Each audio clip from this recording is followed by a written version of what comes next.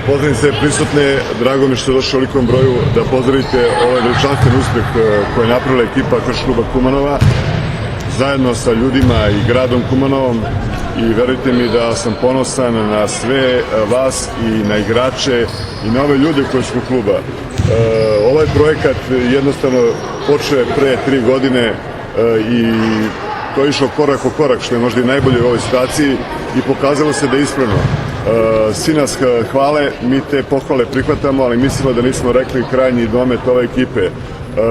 U ovom teškom vremenu koje je iza nas i koje je sa nama zajedno, nikad nisam izdvojio ni igrače, ni upravu, ni Kumane. Međutim, to se spojila jedna velika hemija, da kažem, igrači, uprava kluba i Kumanima, koji su obezbedili maksimalne uslove za ove 3 godine, što jedna ekipa traži i ponavljam, pored veoma teške situacije koja je prouzrokovana ne znam nija kakvim odnosom prema nama koji ne zaslužujemo, mislim na kompletnu javnost, ali sa verbom u ljudima koji su oko nas, sa navijačima, mi se trudimo da budemo ispred njih i jeste ovo neki uspeh, istorijski uspeh.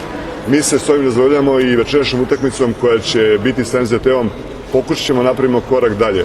Daćemo sve od sebe da reprezentujemo grad, da reprezentujemo ovo što smo radili do sada, da napravimo možda još veći uspeh, što sigurno Kumanovo zaslužuje da ima.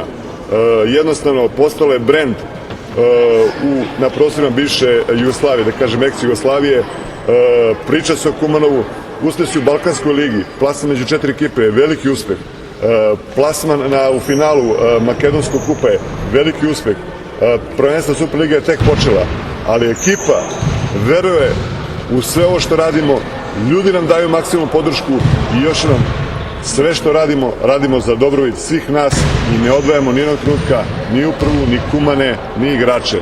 Na nama je da to opravdamo.